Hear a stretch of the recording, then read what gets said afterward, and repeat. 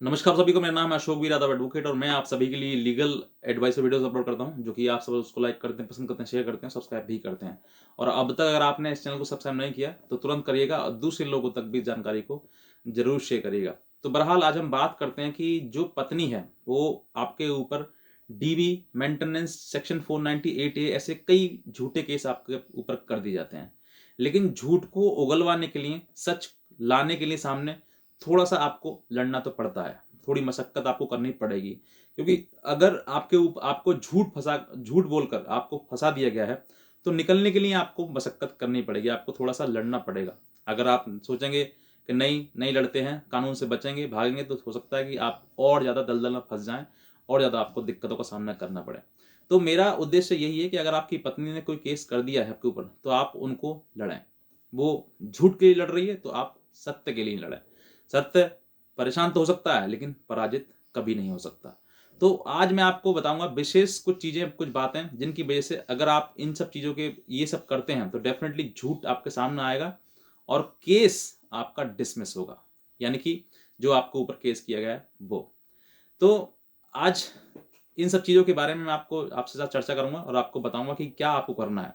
तो अगर आप इस चैनल पर नए हैं तो तुरंत सब्सक्राइब करिएगा। और एक हमारा चैनल और है लीगल एडवाइस, लीगल आय के नाम से। उस चैनल का लिंक मैंने नीचे इसी वीडियो के नीचे लिंक डिस्क्रिप्शन में दिया हुआ है, उसको भी आप देख लें, क्योंकि वहां पर भी आपको बहुत सारे वीडियोस आपको अपडेट करने के लिए, आपको जानकारी देने के लिए, आपको अपने केस में लाभदायक होने के लिए मैंने वीडियोस बनाई हुई हैं, आप उनको भी देखें ताकि एक छोटी छोटी कड़ी से आपको एक बड़ी राहत मिल सके और आप उन सब के सहारे किसी प्रकार से अपने जो प्रॉब्लम है उनको, उनसे आप जूझ सकें, लड़ सकें और बाहर आ सकें। तो बहरहाल सेक्शन 12 DB यानी कि 12 डोमेस्टिक वायलेंस वायलेंस एक्ट, जो उसके तहत है, पत्नी केस करती है कि मुझे मारा पीटा गया, दहेज मांगा गया, घर से निकाला गया, ऐसी कई प्रकार के एलिगेशन जो है वो अपने पति और पति के परिवार वालों पर लगाए जाते हैं। इसमें सबसे ज्यादा इंपॉर्टेंट जो रोल होता है वो होता है डीपीओ का, यानी कि डोमेस्टिक प्रोटेक्शन ऑफिसर, जो एक कार्रवाई ऐसे करता है जैसे कि थाने में आईओ होता है, यानी कि इन्वेस्टिगेशन ऑफिसर होता है। वैसे ही कार्रवाई जो काम होता है वो उसका डीपीओ का होता है, डोमेस्टिक वायलेंस एक्ट में रिपोर्ट लगाने का। तो इसमें जो सबसे ज्यादा इंपॉर्टेंट रोल इसका होता है, लेकिन ये रिपोर्ट किस तरीके से लगाई जाती है मैं आपको थोड़ा सा बिंदु बताना चाहूंगा जिससे कि आपको चीजें समझ में आ सकें।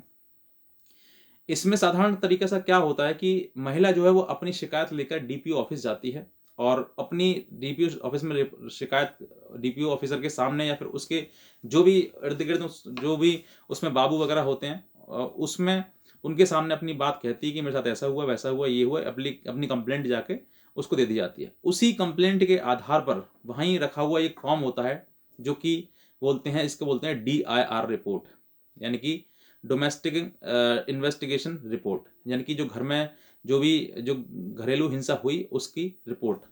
तो ये एक फॉर्म होता है, उस फॉर्म में कुछ जरूरी बातें होती हैं, महिला से पूछी जाती हैं कि आपको कहाँ मारा, क्या मारा, किसने मारा, कोई चोट आई नहीं आई, किसी प्रकार की कोई गंदी भद्दी गाली वगैरह दी, ऐसे कई सवाल सवाल उसमें होते हैं, उस रिपोर्ट में वो पूछे जाते हैं।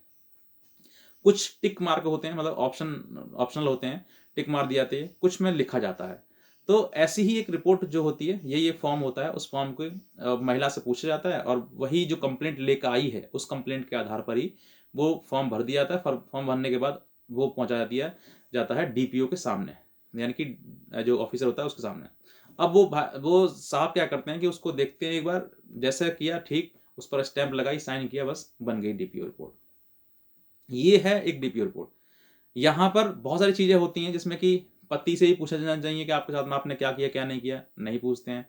वहां पर जाकर जहां पर ये घटना हुई है वहां घटना जाकर वहां पर विजिट भी करना चाहिए, वहां पर उसका मुआयना भी करना चाहिए कि आपने जो घटना हुई है कहाँ हुई है, किस जगह पर हुई है, किस घर में हुई है, किस कमरे में हुई है, ऐसी सब चीजें। लेकिन वो नहीं करते हैं। बयान भी होने चाहिए, स्टेटमेंट भी होने चाहिए, पति और पति के जिन लोगों को परिवार का नाम लिखा है उनके स्टेटमेंट भी होने चाहिए, लेकिन नहीं होते हैं। तो आज मैं आपको यही चीज बताता हूं कि ऐसी चीजें अगर आपकी डीपीओ रिपोर्ट में है, ऐसी चीजें अगर आपके सामने आती हैं तो आपको कुछ विशेष रूप से ध्यान रखना है। कुछ सवाल पूछने हैं आपको अपने डीपीओ ऑफिसर से ही, जिसने कि ये DIR रिपोर्ट लगाई है। वो सवाल क्या है? अब देखिए, ये सवाल पूछने डायरेक्ट आप पूछेंगे, नहीं कोई बताएगा, आपसे कोई मिलेगा भी नहीं। लेकिन आप ये लीगल तरीके से पूछें, कानूनी रूप से, यानी कि आरटीआई के तहत, राइट टू इन्फॉर्मेशन, आरटीआई के तहत अगर आप सवाल ये पूछते हैं, तो आपको डेफ़िनिटली उनका जवाब भी मिलेगा और जवाब के साथ-साथ में उनकी एक्सप्लेनेशन भी मिलेगी आपको, कॉपी भी मिलेगी, प्रोवाइड कराई जाएगी।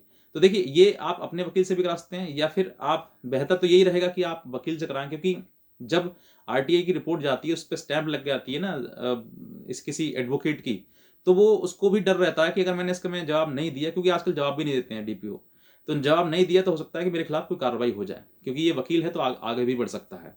तो ये एक मन में डर रहता है कि वकील है तो वकील मेरे खिलाफ कार्रवाई कर सकता है। और अगर आप खुद आरटीआई, क्योंकि बहुत सारे ऐसे भी क्लाइंट हैं हमारे जो आरटीआई खुद डालने की कोशिश करते हैं, कुछ सोचते हैं कि अरे मैं डाल दूंगा, तो फिर आपकी आरटीआई पे ज़्यादा इतना अच्छे से वर्क नहीं होता है और आपको साइड में रख दी जाती है आरटीआई भी।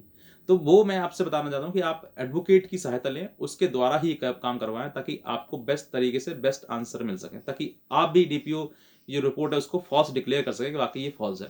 तो अब आपको आरटीआई में किन किन सवालों का जवाब आपको चाहिए, किन किन सवालों का आपका जवाब आपको पूछना चाहिए उनमें। सबसे पहली बात कि सवाल ये है कि क्या आपने घटना स्थल का, यानी कि जहाँ पर घटना हुई है वहाँ पर आपने विजिट किया या वहाँ पर उसका मुआयना किया आपने? तो ये सवाल है, उसमें आरटीआई में आपने पूछना है डीपीओ से। अब जवाब हाँ में आएगा या फिर ना में आएगा। ना में तो आ ही नहीं सकता, क्योंकि ना में आएगा तो यहीं पर जो डीपीओ रिपोर्ट है वो यहीं पर ज़ीरो हो गई, क्योंकि बिना घटना स्थल पर जाए हुए आपने कैसे डीआईआर रिपोर्ट बना दी, तो यहीं पे फॉल्स हो गई वो। अगर वो कहता है हाँ, गया था मैं, तो गया था, तो अगला सवाल आपका ये है कि आपने, अगर आप गए थे, तो आपने क्या उसका नक्शा नज़रिया बनाया? जहाँ पर घटना हुई थी उसका आपने नक्शा बनाया? मोस्टली केसेज़ में ऐसा होता है कि नक्शा बनता ही नहीं है। डीपीओ घर पर तक जाता ही नहीं है, जिस घर में ये घटना हुई वहाँ तक जाता ही नहीं है। घर बैठे ही जो है अपनी वही चीज़ बना देता है, लेकिन वहाँ पर जाता ही नहीं है।